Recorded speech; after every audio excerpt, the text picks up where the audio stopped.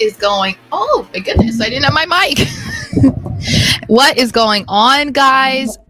How are you today on this lovely Friday? The first week of Patriots training camp is finally here.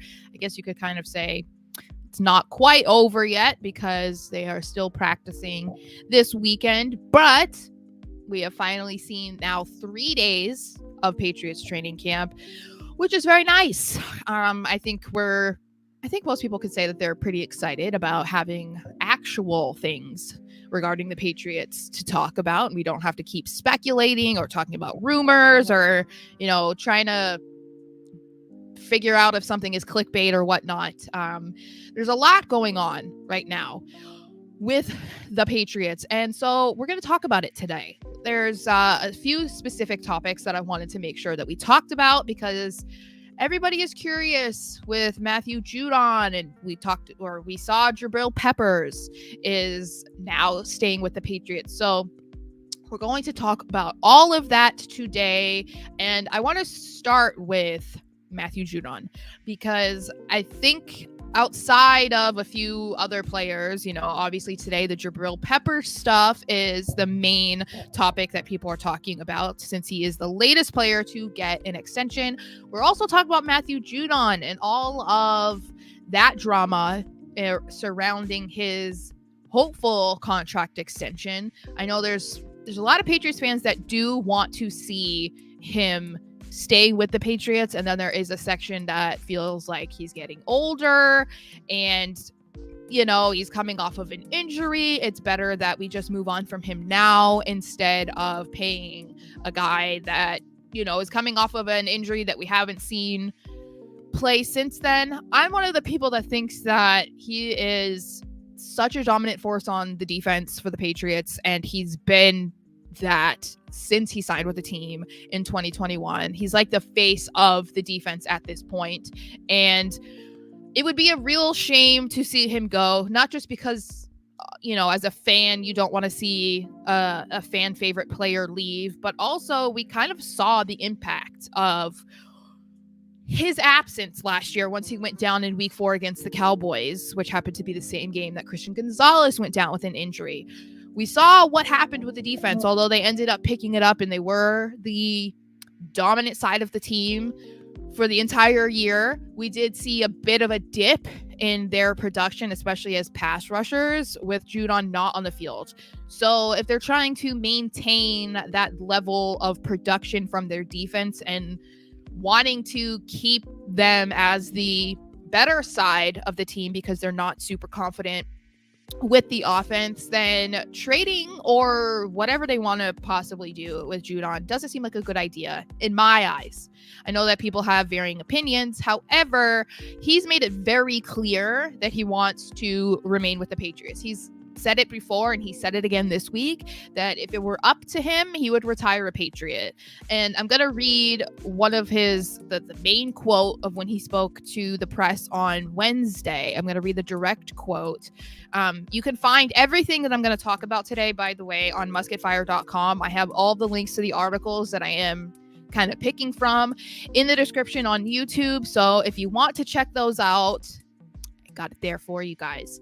So when talking to reporters on Wednesday, Judon said that reporters and the fans know about his contract status before he does. But he said, but honestly, it's tough going into the last year of the deal. You kind of look at everybody around the league and in the building and you see them getting deals done and worked out. And it's tough to not be jealous or envious or something like that. But honestly, I got to focus on myself. I'm happy for those guys. As much as everybody wants to see me stay around here for a long time, it's really not up to me. I'd pay myself a lot of money and just stay around here for a long time, but it's not up to me.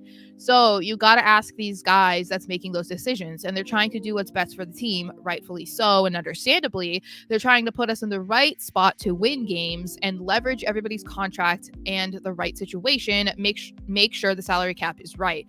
So where if we go into a high spot later in the year, we can sign players and whatnot, but that's not up to me. I'd pay myself a lot of money and then just be cool with it. If it was up to me, then I'd love to be here forever. So I don't know how much more he can make it clear. David Johnson says, sign Judon in a heartbeat. The team, yeah, he is the heartbeat of the team and the biggest cheerleader. And what I think stands out the most, and I feel like it's kind of going under the radar a bit, and maybe, I don't know, people are talking about it, I'm just not seeing it. The Patriots are not expected to be a contender for years to come, right? Everybody already has written them off for the 2024 season and beyond. They already are like, okay, it's going to take them a few years to be a good team and maybe be competitive, not just in their division, but in the NFL. So the assumption there is players are not going to want to be there. They're going to want to go and play for a winning team. So Judon, being as good as he is, he's going to want to go to a contender and want to play for a team that's going to potentially reach a Super Bowl. So many players have, one, re-signed with the team, right? Despite all of the changes that they've undergone and their predicted future not being grand and successful. Judon has continued to say that he wants to remain with the team. Doesn't that mean something? Like, I feel, he could be on a team that is competing for a Super Bowl, but he wants to stay with the Patriots. And he kind of joked about saying part of that reason is because he's lazy and he doesn't want to move again. But, if that were really the case, like, he'd be willing to move if he could go win a Super Bowl or something, right? So I understand the argument of, depending on how much money he's looking for, they can spend it elsewhere. But the new regime, led by Jerod Mayo and Elliott Wolf, of course, they have made it clear that they are trying to re-sign their best players, and they continue to do that today with the Jabrill Peppers extension. Matthew Judon should be at the front of that line. And they have the cap space this year. They have the cap space next year, probably in 2 years as well. I think they have almost around $200 million next year. So they're in a financial spot that is perfect to re-sign a guy like Judon. Not to mention, they have a rookie quarterback that is on a rookie contract. They have two rookie quarterbacks, actually. And you see the Tua Tagovailoa news today that he's going to be getting paid like $53 million a year. The Patriots are fortunate that they're not in that position. On top of the fact that they do not have a top name wide receiver who they're paying $30 to $40 million a season for. So if you're going to invest in anybody, wouldn't you want to invest in your defense? They've already done it with Peppers, Duggar, Barmore. I know that there's talks about Gotcha as well. So it feels like if they're going to continue in this trajectory that they're on to continue bulking up their defense, then Judon should be one of those players, shouldn't he? Like, I can't imagine he's asking for an egregious amount of money, but just try and make him happy. Try and keep him there. Like, he was begging to stay to play last year, and Belichick wouldn't let him. So I don't know. I think his heart is in the right place. And so the one thing that I think is very interesting also, which is, I would say, is a development in this, is yesterday Robert Kraft attended practice, which he tends to show up for training camps and practices and whatnot. But people noticed that when he appeared a little bit later than usual on Thursday, that he made a beeline for Matthew Judon. And he went and spoke to him for a few minutes, and then he went and had quite a lengthy conversation with Elliott Wolf. And that seemed a little bit interesting for most people, because we know that Kraft gets his favorite players and he advocates for them. And so, he's going from one guy who wants a new contract to the guy who writes the contracts. Seems like he might be getting involved a little bit. And if he is there to potentially move the conversation, then I'm all for it. I know people don't really like it when owners get too involved in football operations and whatever, but I think that we know Kraft he might be a little bit biased, but I don't know that many people would be complaining about Matthew Judon getting a new extension. Like, I don't know many people would be mad about seeing Kraft get involved in that. But we'll see. I think that's definitely an interesting development that we'll have to watch and see if that maybe has any impact on what happens, because we haven't really been getting too many updates about how those conversations with Judon are going beyond the report that the Patriots made an offer, but they are far apart from what Judon is looking for. So hopefully we can maybe hear some good news over the next few days. That would be ideal, especially after the Jabrill Peppers extension, which that was very exciting to hear. I think if you're a big fan of great defenses, Jabrill Peppers, I am somebody who kind of like handpicks my guys. Like, I love the Patriots. Of course I do. That's my team. But, you know, you have all your favorite players, or maybe you're like me and you kind of have like your guys. And Jabrill Peppers is one of my guys. That is just like one of my favorite players. So I was very excited to hear Mike Reese announce that Jabrill Peppers is signing a 3-year extension with a base value of $24 million that can be worth up to $30 million. That was also reported by Field Yates. So Mayo did confirm it because it was right around the time that training camp was supposed to begin this morning. So he confirmed it with reporters, and he has some really interesting things to say. So he said that he will confirm it, but I am very happy for Peppers and for his family, and also for our team and the organization. He really embodies everything that we want on the field. You know, he's very selfless. He's out there flying around all the time, and it's good to get that deal done. So I'm excited about that. That is staying in line with what they've been trying to do throughout the offseason, obviously, because they already did an extension with Kyle Duggar. And this ensures that the safety roster is intact. They are probably I would say they're one of the leading safety duos in the league. And this is just ensuring that that is going to remain that way for at least the next 3 years. And yeah, I think, you know, we see that that Elliot Wolf is still trying to get these deals done.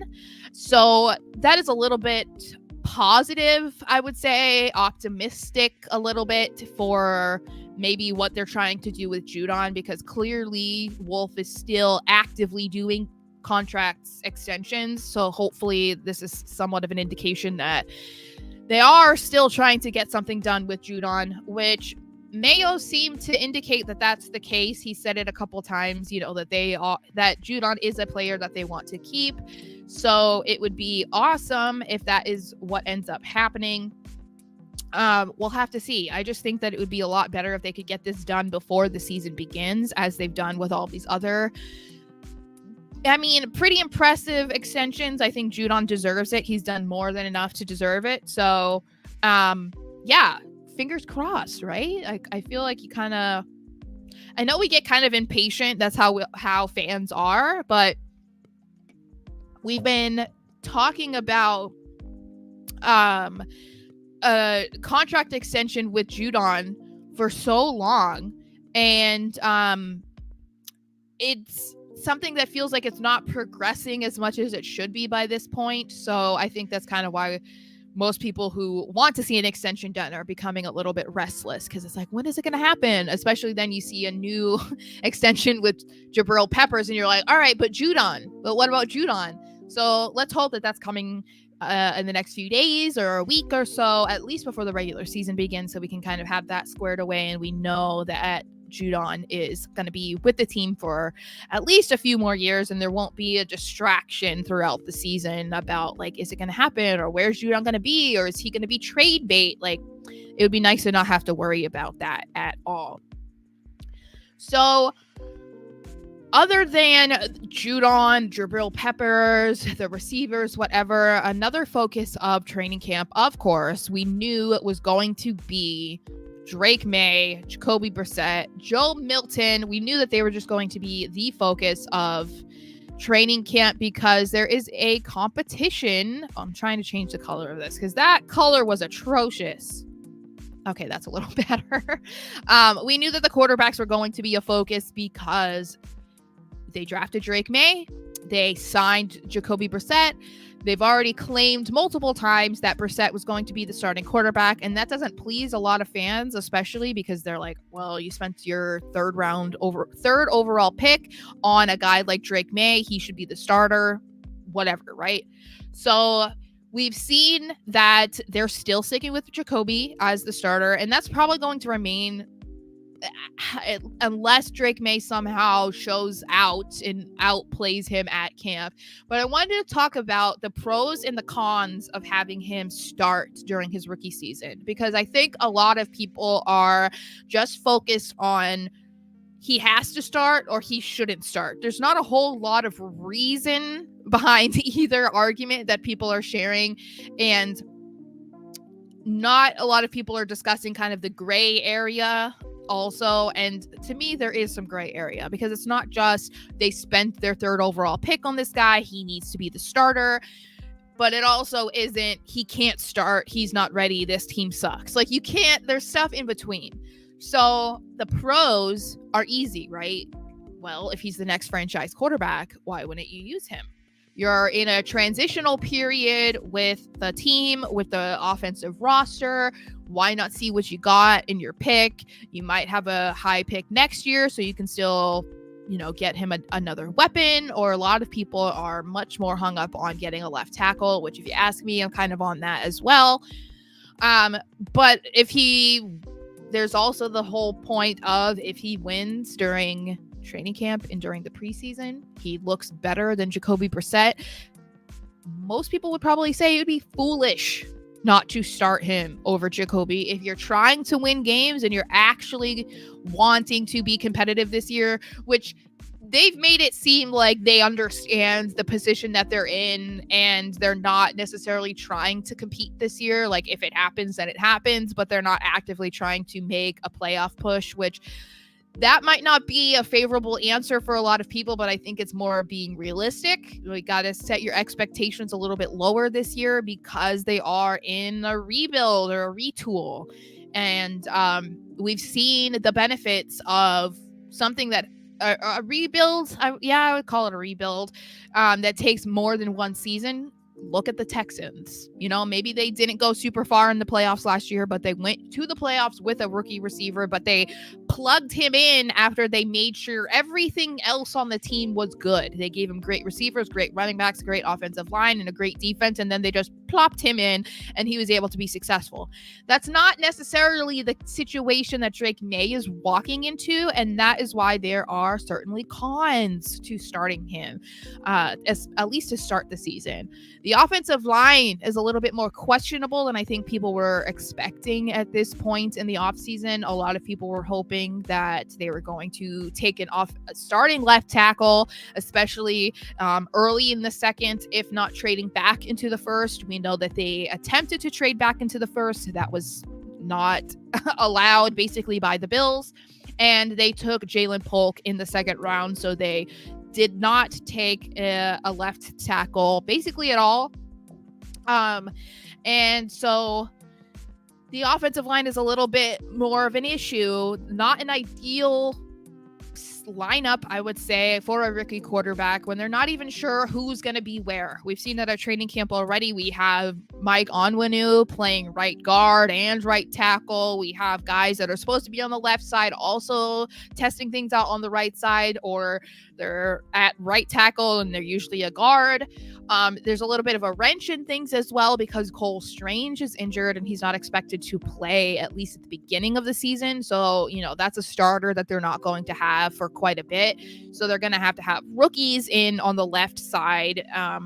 So that doesn't seem like the best situation to try and put May in. I think that's a situation that Jacoby Brissett is more built for, because throughout his career, which hasn't been meant too many years of him being a starter, he's dealt with so many variations of a good and or bad offensive line. So he's going to understand or have that experience that Drake May doesn't, because he's a rookie, to overcome, or at least to attempt to overcome, a lackluster or a less than ideal offensive line. So that is a huge con, I would say, in starting Drake May. We also are kind of questioning the receiving core. As much as we love Kendrick Bourne, we don't know if he's going to be able to start at the beginning of the season, as he's coming back from a torn ACL. Demario Douglas, although today Mayo said that it's not serious. He's dealing with a hand injury.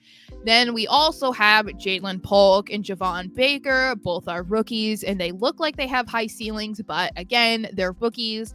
And the rest of the wide receivers are a little bit more questionable. People have a big issue, especially because they do not have a clear wide receiver one, which is not great for a rookie quarterback to not have that go-to target. So I would say that kind of goes along with a uncomfy offensive lineup at this point. We do not want another Mac Jones experience. That's what I call it. It's, I think, Mac Jones experiment, whatever you want to say. Mac came in because they had the 15th overall pick. They already were kind of moving on from Cam Newton, who was kind of just that bridge quarterback, which I still think was a good decision, but I don't want you guys to come for me because I will die on the Cam Newton hill. But Mac was not put in a good situation either. He didn't help himself. I'm not going to argue against that. He certainly did not help himself with some of those really unforgivable mistakes that he made throughout his 3 seasons in New England, but he was put in a situation where the offensive line was not a stout offensive line. He didn't have a great receiving core, and the receiver that he was working the best with, Jakobi Meyers, was then not retained. So that became an issue, obviously, for him in his last year. And then we know the progression led to him being officially benched near the halfway, a little over halfway, during the 2023 season. So the assumption is, of course, that Drake May is a better quarterback than Mac Jones. He's more talented. He's done more with less, blah, blah, blah. Mac came in with I don't even know how many first round picks he had on his offense in his last season at Alabama. That is not the case with Drake May. So it seems like their situations will not be the same, but I don't think you want to risk it. You don't want to throw Drake May to the wolves and potentially ruin him or anything. We do not need another situation like that. And I think because Jerod Mayo lived through the Mac Jones era, saw how everything unfolded, and maybe felt like he didn't get a proper chance, which he kind of said when they were still toying with the idea of keeping Mac on the roster before they traded him. He said that, he felt like he deserved another chance and blah, blah, blah. So I think that he's going to understand how important it is to really consider putting May in versus sitting May. And learning from Jacoby Brissett for a year or even half the season, which is another consideration that people have thought about. Maybe he starts half the year and then May starts the rest, because I think the beginning of the season is supposed to be a little bit more of a difficult schedule than the second half. Learning from a starting quarterback is invaluable. Watching how they play, how they manage time, how they come back from a deficit, how they keep themselves afloat, how they win games, how, all of these things that are unfamiliar to a rookie quarterback can be learned by sitting on the bench and watching a veteran play. We saw how beneficial it looked like it was for Patrick Mahomes. I'm not saying that Drake May is the next Patrick Mahomes. I'm not doing that at all. But look at how great Mahomes has been, and yet they drafted him and had him sit behind Alex Smith for a year. Imagine if they hadn't done that. Doesn't mean that we wouldn't see the Patrick Mahomes of today, but perhaps it would have been a slower progression to get to this point had he not sat. So there's a lot of things to consider, and I think, I think that we're going to see indicators of what they're going to do. I mean, they're very adamant, yes, about, Jacoby is the starter, May is not ready, whatever. But I think that we'll see.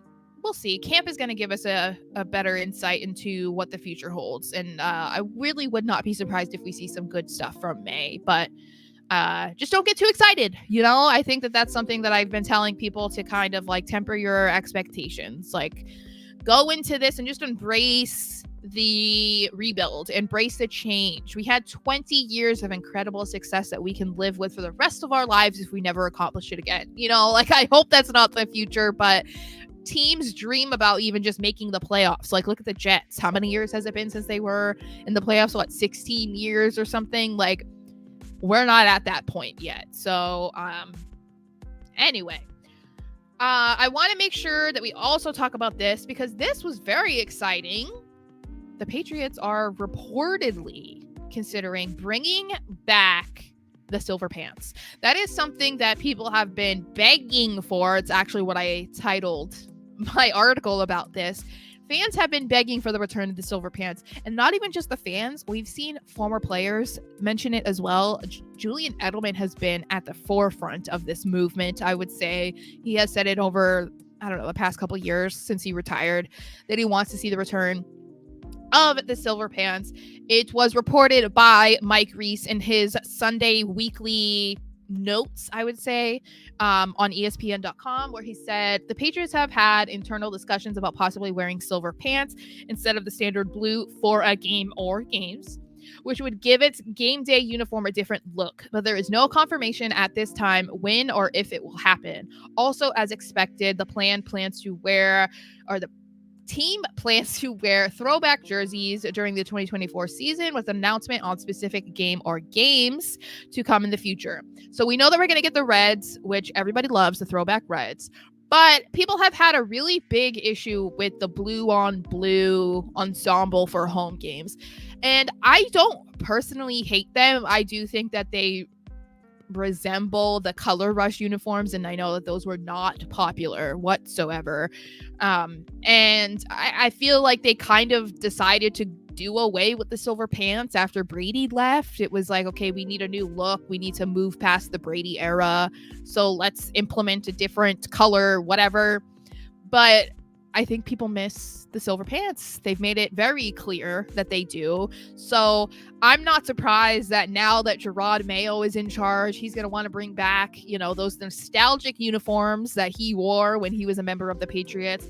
And I feel like they're very in tune with what fans are saying online. So they're aware that people have been begging for this for years. And so why not appease them? At least let's test it, right? Because Mike Reese said that they're considering it for at least a game, if not multiple games. Why not test it and see how the fans react or how the players react to wearing silver pants? And then maybe in the 2025 season, if it is a hit, just implement it as the normal, usual game day outfit. I think that that would be great. They're going into a new era, and there are so many changes that are happening. We have the new head coach, a new staff, a new quarterback, a new offense.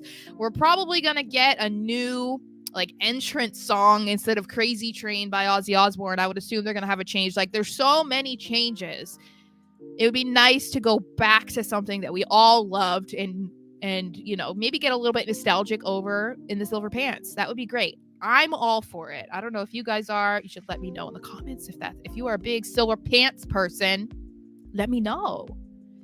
All right. So just a couple more things that I wanted to touch on. We got to talk about Brandon Aiyuk, of course, because he is dominating the news cycle, not just in San Francisco, but also in New England. The Patriots have been connected to him basically all offseason because he's in the last year of his contract and he wants an extension, but the 49ers do not seem too interested in getting that done. Multiple reports have said that they haven't had negotiation talks for a few months now, and Aiyuk has said that even when they did, they weren't great. There has been multiple reports claiming that they do not want to pay him what he wants, and unfortunately, they waited a little too long to try and get a deal done because multiple receivers have reset the receiving market with their extensions this offseason, including, I believe the latest is Justin Jefferson, who's making 35 to 40 million a season. So the Niners kind of screwed themselves in that way. They could have gotten a deal done before that, and then they wouldn't have to worry about, well, Aiyuk is going to want to be paid as much as this guy, blah, blah, blah. So because he has requested a trade, I believe officially twice, The Patriots are one of the teams that have been in constant connection with him because they are a team that needs a number one wide receiver, and they have the cap space in 2024 and in 2025 to afford him. So there have been a lot of talks about, are the Patriots reaching out? What are they going to offer? Blah, blah, blah, which Mike Florio of Pro Football Talk discussed recently, actually, and revealed what the Patriots offered the Niners during the 2024 draft.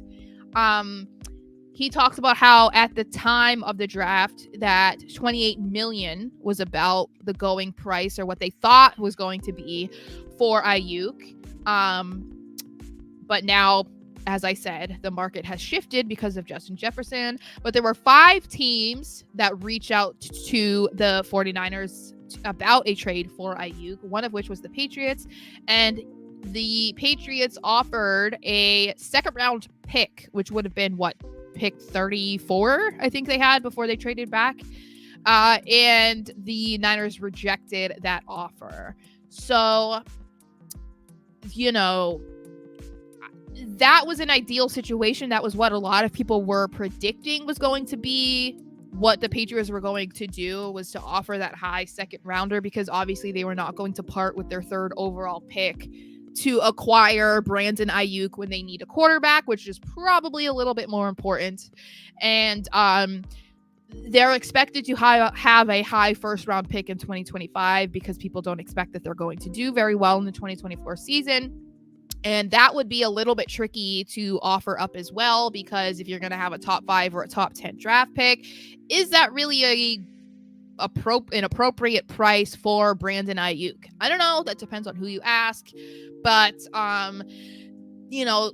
because Aiyuk has requested a trade again over the past couple weeks, Mayo did discuss a little bit about this situation without name dropping Aiyuk, because of course he cannot specifically talk about a player who is still under contract with another team.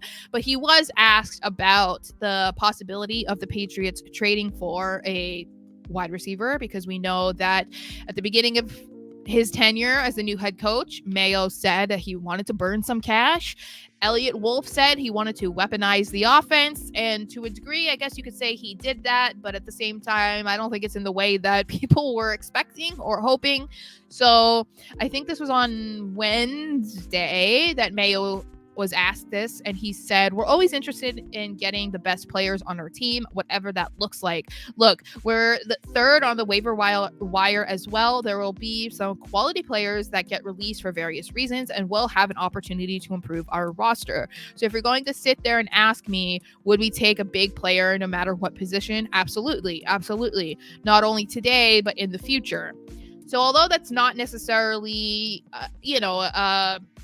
direct response to the Aiyuk rumors, which he can't directly respond, I think he is saying, hey, there is a new era in New England where we're not going to say, okay, we need a top guy at this position, but we're not willing to pay that, which is something that Belichick became known for, hence why they never really had a top wide receiver on the team outside of Randy Moss. We know that they had also inquired. They called John Lynch, who's the GM at the 49ers. I think it was earlier this month is what Josina Anderson reported, and inquired again about Aiyuk's availability, and were once again told that we're not trading him. So we're just going to have to sit and wait. I think that the Patriots are in a really good position to get this deal done now if they wanted to. I mean, if the Niners have no intention of keeping Aiyuk, then I don't really see any issue with moving off of him. Why would you not trade him? Because it doesn't make any sense to keep a player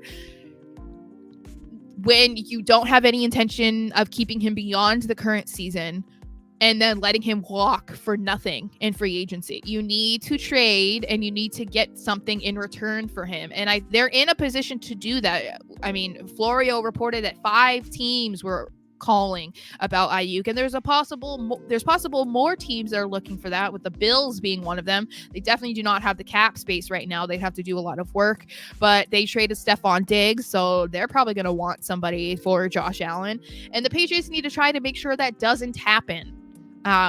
And they have the cap space now. They have the cap space next year. They have the roster spot open.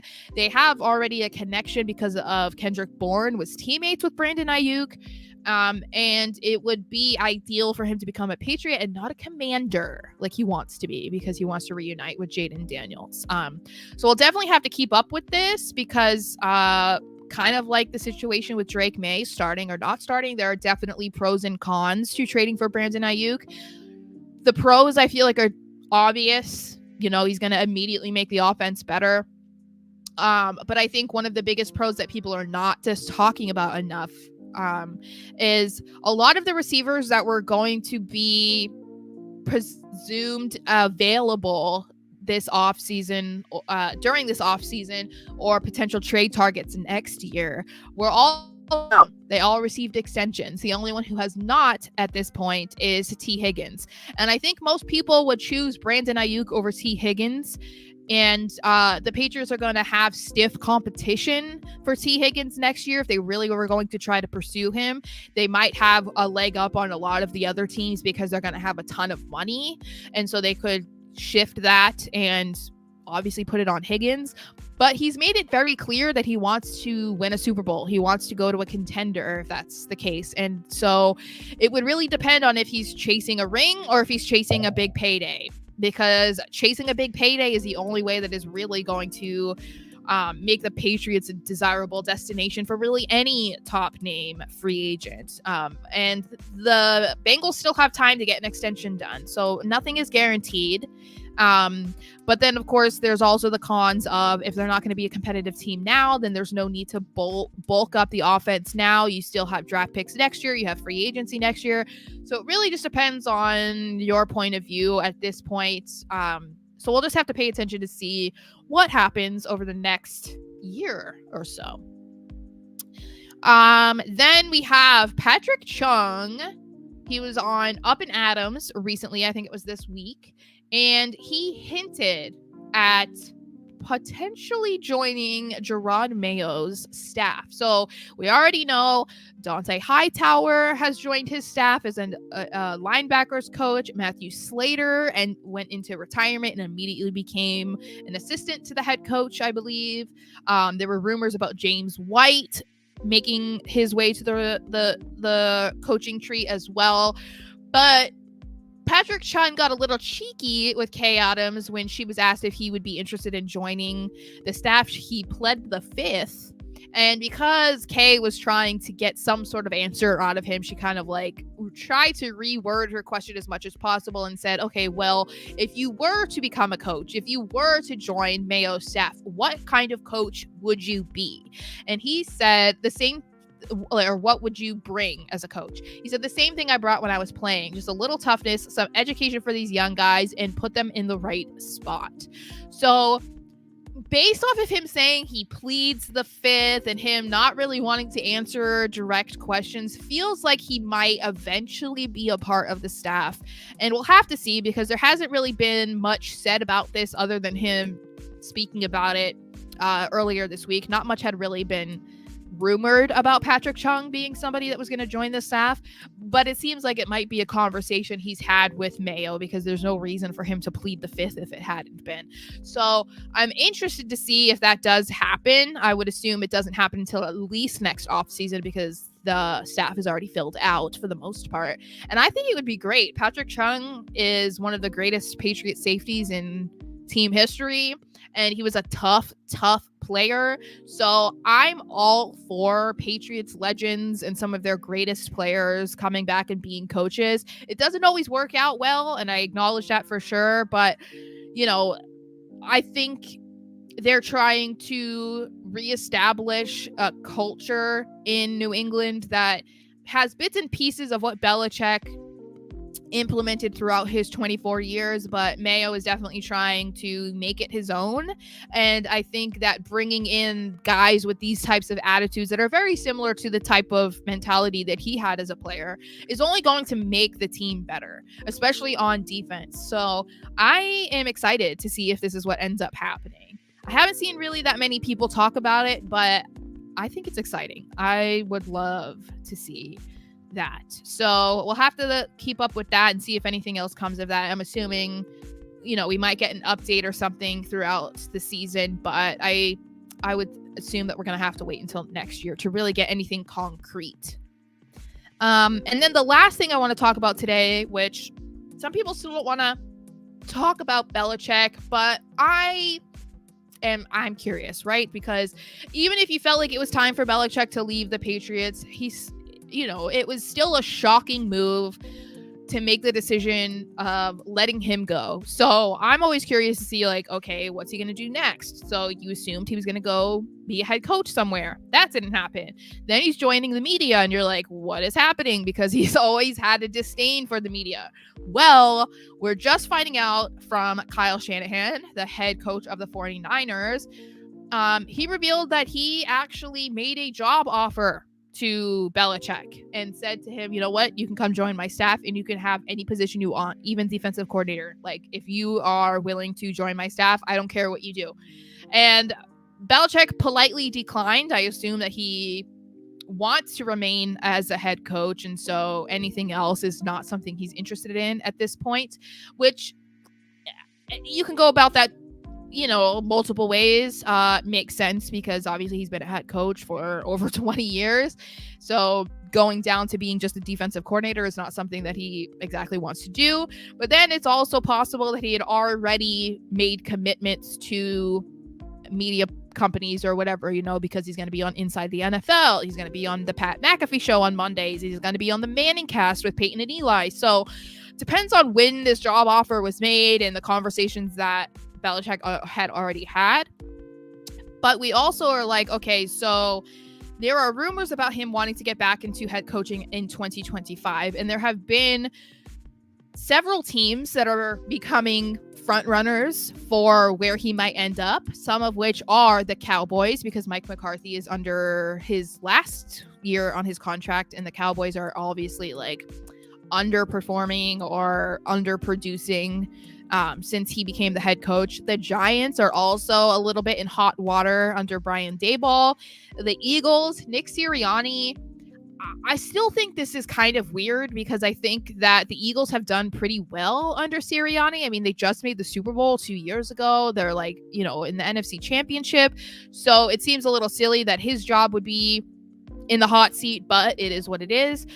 And unfortunately for Patriots fans, the Bills and the Jets have also been teams discussed for Belichick in 2025, which is very unfortunate because that, I think, would be an absolute nightmare scenario for the Patriots. And hopefully, despite all the issues that Belichick reportedly has with Robert Kraft and the Patriots, that is not something that will happen. I hope that he does not do that just despite Robert Kraft, but I guess we'll have to wait and see.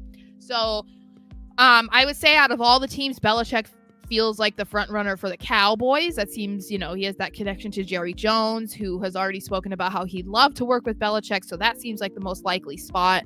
He wants to pass Don Shula as the winningest coach all time. And he has, I think, 15 games separating him from that. But then there's also rumors, which I believe was started by Tom Curran at NBC Sports Boston, who was talking about what if Belichick decides to just stay in the media? What if he decides that, he doesn't need to really do much more in the NFL because he's accomplished so much. He's, getting to be in his mid-70s. Is there really a need for him to continue being a head coach anywhere?